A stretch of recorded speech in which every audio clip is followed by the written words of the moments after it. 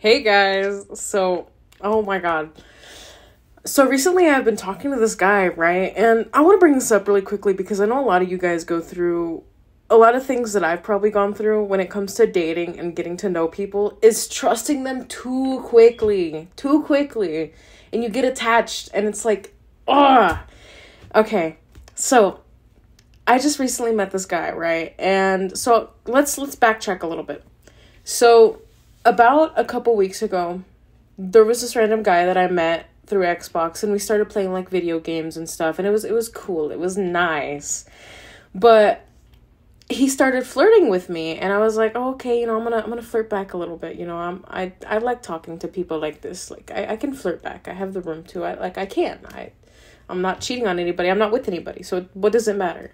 So we start flirting and talking, and we start FaceTiming and calling, and I'm starting to get a little bit attached. And that's been my biggest problem when it comes to getting to know new people is I get attached so quickly. And so getting to know this guy, I'm going to call him Jay. Just that's the first initial of his name. I'm just going to call him Jay. Getting to know Jay, it was amazing. I really liked this guy, and he matched my energy and the way I felt. And when we called, he was like, oh, you're so beautiful, this, and that. And this man, he was cute. I will admit he was cute, but I mean, I don't really care now. Anyway, so he was like, oh, you're so pretty, you're so nice, blah, blah, blah, blah, blah. He's complimenting me. And so one of my biggest fears is because I struggle through mental health a lot, and I don't see the value of myself. So when I'm looking at myself in a mirror, I don't like the way I look. I don't like the way that I talk. I don't like the way I do this or that. And I know a lot of people go through that. I know it's not just me. But my biggest fear is when I'm talking to people my fear is them seeing me the way I see myself. And in that moment, getting to talk to this guy, we only talked for like 2 days. And instantly, as soon as I started talking to him, he saw me the way I saw myself. And he didn't hate me for it. He was okay with talking to me, and I really liked that about that guy. And then out of nowhere, he just stops texting me after reassuring me, and he's like, oh, I understand you've gone through a lot, yada, yada, yada. Don't ever trust people the way you trust me. Trust is not given, it's earned, blah, blah, blah. 2 days into talking, he stops texting me. And the one thing I really liked about him too is because I would text him good morning, and he, instead of him texting me back good morning, he would call me. He'd call me to say good morning and tell me about what he's got going on for the day. I really liked how he always was telling me like what he's doing. I'm not saying I'm like controlling or obsessive or like I'm like, what are you doing? No, I'm not like that. But I like that he put in that effort to inform me of like, oh, I'm going to be doing this today. Oh, I'm going to be a little busy today. And I think that's a huge part of communication. And I really like that. And so about the second day into talking to him, Memorial Day, he actually ends up ghosting me. He stopped texting me completely, just out of nowhere. I didn't do anything wrong. I did absolutely nothing wrong. And he just, yep, goodbye. Don't want you anymore. I was like, okay, cool. I wasn't like that. I wish I was like, okay, cool. I'm not going to lie. I felt like I lost myself because I got so attached that when I lost him, I felt like I lost a piece of myself. And I cried a lot because I thought, oh my God, this is my person. This is the person that I'm going to be with for the rest of my life. And I've only known this man for 2 days, and I really liked him. So I was hoping to myself like, oh my God, maybe this is the person that I've struggled so much to get to, like I've gone through so much and now I'm finally with this person. Maybe I'm going to be happy for once. And my word to that is a person is not the key to making you happy. Yourself is the key to making you happy. And that's a lot of mental health going on right there. And treating yourself properly, eating a good meal, doing self-care, sleeping well, making sure to take care of your grades, doing things that you love. That's more about being happy from your own perspective and your own like self-ability, if that makes sense, rather than being happy and your emotions only depending on a person.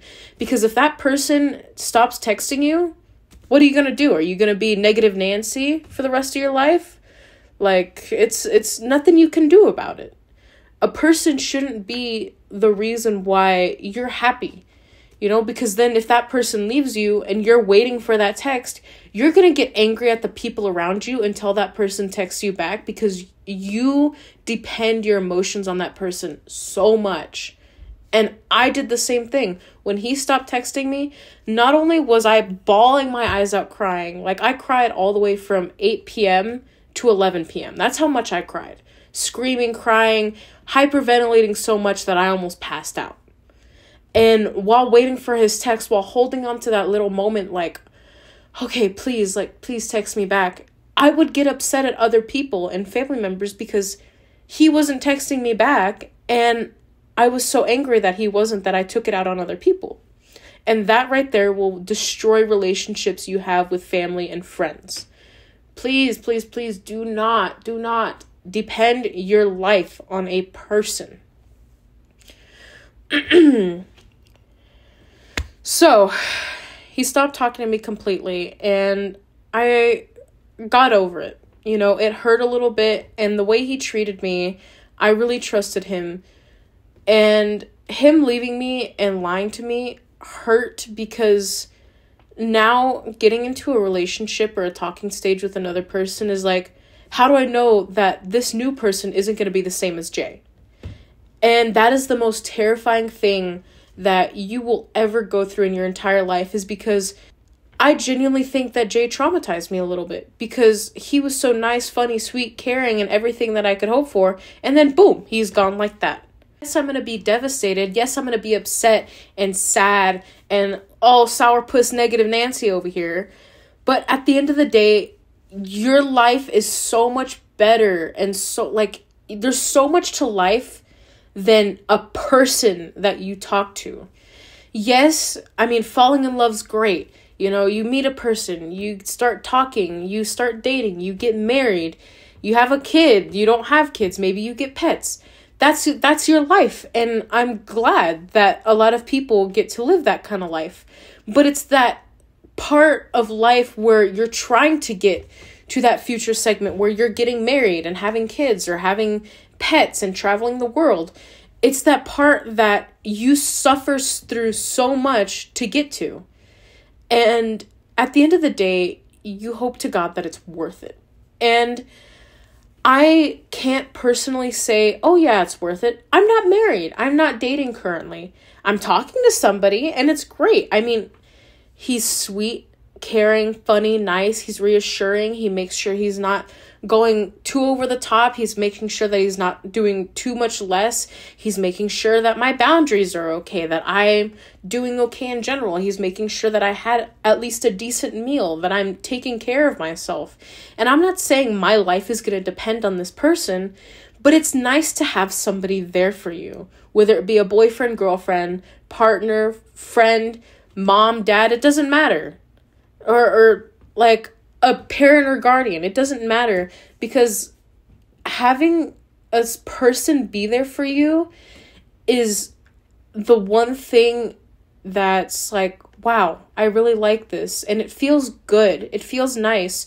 But you need to learn how to live independently and understand that with or without a person, that you're gonna be okay. And that's all about being independent.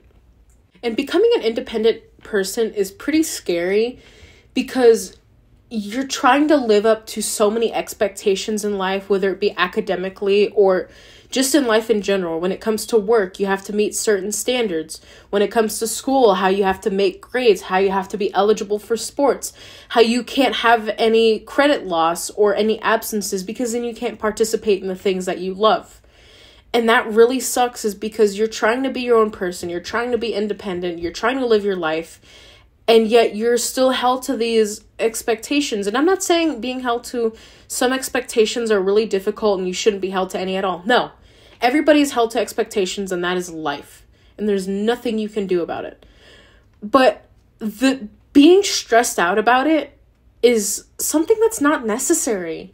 It's not necessary to be stressed out about expectations in life, because, again, that is life. There is nothing you can do about that. You are a living, breathing human being, and you need to do those expectations in order to live. You need to figure out how to cook for yourself. You need to figure out how to take care of yourself, how to do certain things.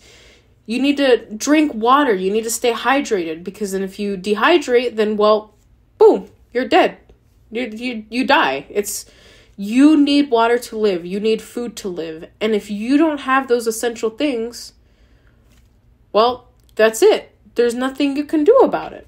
You're dead. You're laying in your bed or in a casket, and you're gone. And that's a loss to family members that probably really care about you. And I've gone through a lot of things through my family, and I've had a lot of negative experiences, and sometimes I think that my family doesn't love me.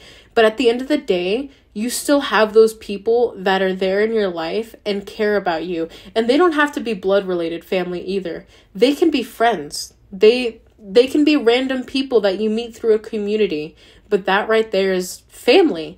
It's the people that make you feel home without you having to be in a home. Living to expectations in life and being independent is great and all, but there's going to be those moments where you need to lean on somebody, and you need to understand that you need those breaks. You need to listen to your body and not your mind for once, and take care of yourself. If you haven't eaten all day and your stomach's growling or you feel hungry, stop for a minute. Don't listen to your mind and be like, oh, I can't eat because I'm on this or I'm on that or this and that.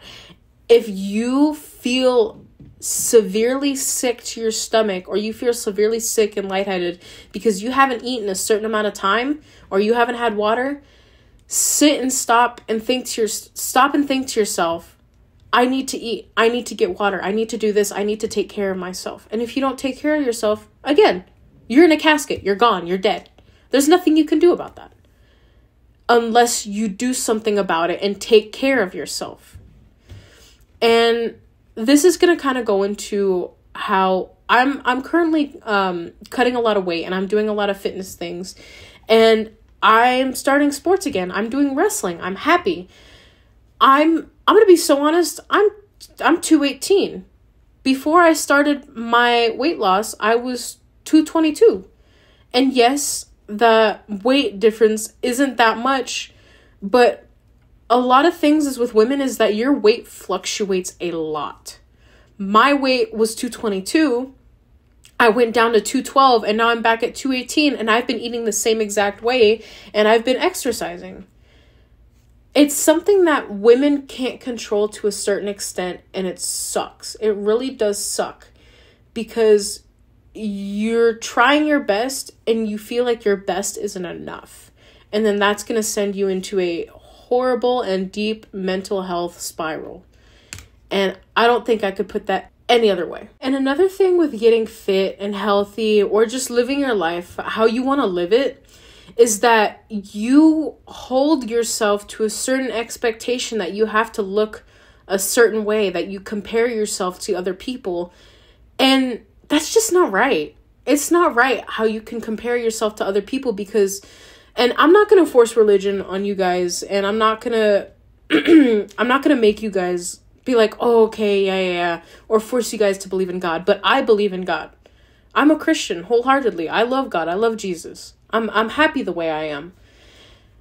Just know that anybody who is a believer, please do not hold yourself to the expectation of another person, is because you were made in God's image. And if you can't live with that, then are you really with God? Are you really happy with the relationship that you have with God? Are you happy with yourself, with the way that you're treating yourself, the beautiful human being that you are, because you were made a certain way? You aren't supposed to be made like other people. You're not supposed to be copy and paste. Be yourself and love yourself. And if you can't do that, then oh well, that's it. I can't tell you to love yourself unless you love yourself. Does that make sense? I can't force you to do that. Only you can do that. And that's in your control. Take care of yourself. Do self-care. Go to the gym if that makes you happy. Go take a shower. Take a long shower and just sit in your thoughts and think and take a deep breath. Go stretch. Go take a walk outside. Go sit outside and breathe in the fresh air. I know it's really hot right now. It's summer. Go relax and take time to yourself to understand that everything's gonna be okay if you let it be okay. It's just gotta be smooth sailing. You can't force a body of water to go a certain way that you want, unless you're like Moses and you're gonna part the Red Seas. But I mean, we're not Moses in this situation, all right? So I'm saying is that forcing that body of water to be in a certain place that you want it, that's like your life. You can't force your life to be in a certain way that you want it unless you work towards it. And same with, like, for example, rivers and dams. Dams hold that water to a certain area and it stays there. It stays formed the way you want it. But people spent so much time building dams. That's the same with your life, is you need to spend that time building your dam so you can form that water into the way that you want it. In this sense being, the water is your life. You need to build your life to the way that you want it. You can't just snap your fingers, boom, that's it. You can't rub a little magical lamp and be like, oh, genie, I wish for this. Genie, I wish for that. No, that's not how that works. That's not how life works. You can't just say, oh, I want this, and then you get that. The better question is, how do you know that you're happy?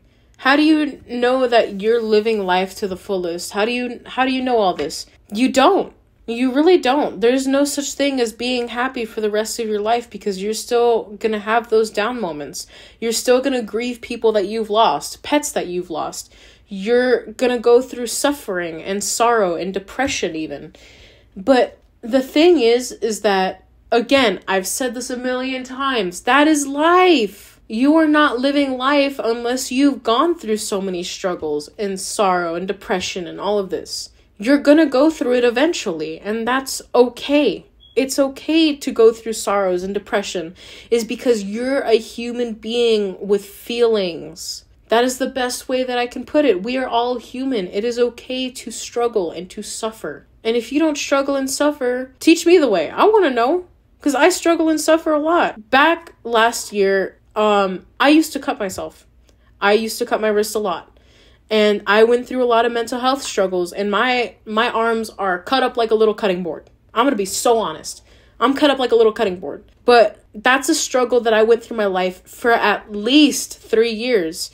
And that proves to show is that you're going to go through a lot of struggles for a very long time. But at the end of the day, you figure it out and you overcome it. You persevere. And that's a really good thing, is because, I mean, you notice how I said a year ago? I'm self-harm free. I'm going to be self-harm free a year and 2 months. In 10 days, I'm going to be a year and 2 months self-harm free. And that really goes to show is that if I can do it, you can too. I cut myself for 3 years with many, many attempts of suicide. And I'm still here. And part of me thinks is that God wants me here. I've attempted so many times that I've lost count, and I still woke up the next morning perfectly fine.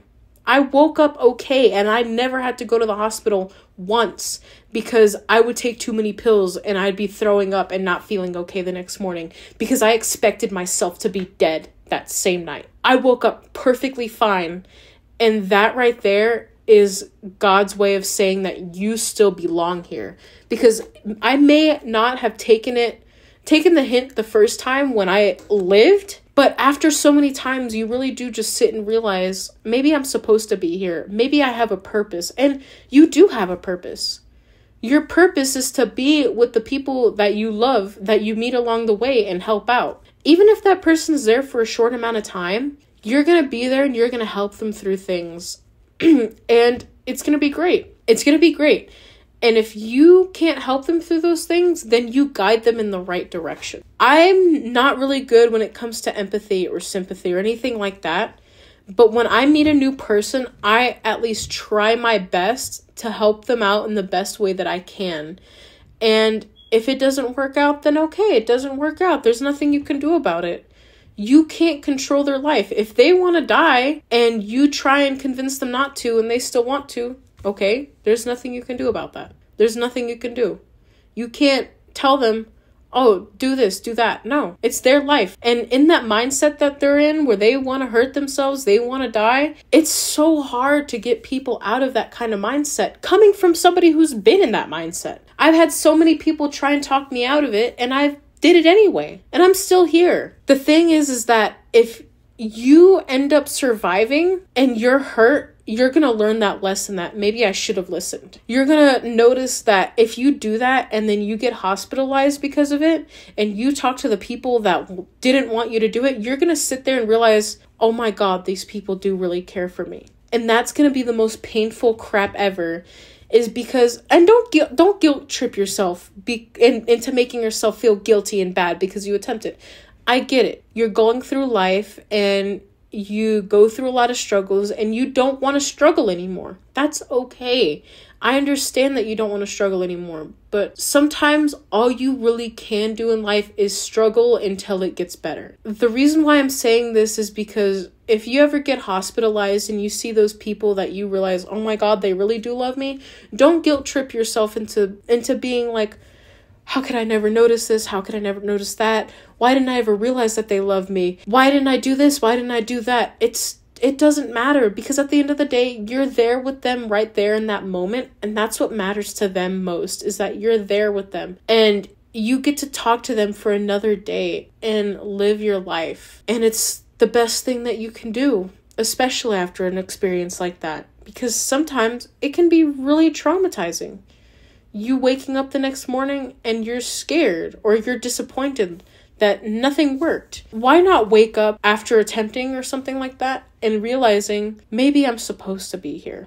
Maybe I do have a purpose. And sometimes you shouldn't even live off of a maybe. Live off of an I know I have a purpose. And if you don't know what that purpose is, then find your purpose. Whether that be welding, music, whether it be content creation, taking care of elderly, taking care of little kids, becoming a mom or a dad. That's your purpose, is to find what you're really supposed to be living life for. And if you can't find that purpose, then you're going to be sad for a really long time. I'm still trying to find my purpose, and I think I found it.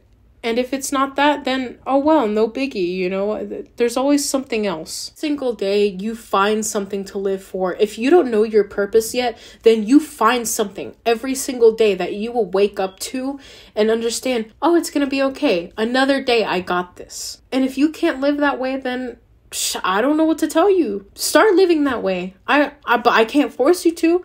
That's something that you got to do on your own. Sure, you can eat bad and you cannot go to the gym and you can hate your life, but you're going to wake up that next morning and you're going to feel horrible and you're going to feel guilty about not living your life the way you want it. But why are you going to feel guilty when you're not doing anything to fix it? Start working towards a better life, because you can't just say, oh, I want a better life, and then just get it immediately. No. Again, it's like a dam. You have to work for it to hold that water in. If you can't do that, I don't know what to tell you. I guess on that note, because I'm going to cut this podcast a little short, please, if you're going through a lot of things, reach out to me or reach out to somebody. And if you're not, but you know somebody who is going through a lot of things, reach out to them and talk to them and sit down and express how you feel about them. Because sitting down with somebody that you know and care about and telling them how much you care them is more important than not telling them anything at all. Because then if you tell that person, I care about you, and explain to them how much you care, they will realize, I still have people who are counting on me. I still have people who love me, who care for me. And maybe it'll convince them not to do things that they'll regret later on, such as hurting themselves or even trying to kill themselves. Because trying to harm yourself and even end your life can be horrible. It can destroy your life. For example, overdosing on either drugs or taking a bunch of pills and trying to end your life. That's going to ruin your liver. It's going to ruin your liver a lot, and it's going to suck. And you're going to suffer. Just think about it before you do it. Take a deep breath and think to yourself, 10 years from now, when I'm alive and I look back at this situation, am I going to laugh at this situation? Is this going to be a dumb situation to me? Is this over a dumb thing? Understand if this situation's dumb or not that you're crying about or you're upset about. I'm going to be so honest. I tried to kill myself over a guy. Over a guy. Do you realize how dumb that is? Over a guy. Just because I liked him so much. That's horrible. It's so incredibly dumb, especially because you're gonna end your life over a certain person, and that person just wasn't meant to be there for you. And then that person is gonna ruin your life, because if you end your life, then you're ruining your family's life. The people that care for you, you're gonna ruin their life, because then you're not gonna be in it. And yeah, so just please reach out to people, reach out to me if you need to. And that's gonna be the end of today's podcast. I love you all, and I will see you again on Monday. Please know it's gonna be okay, and goodbye.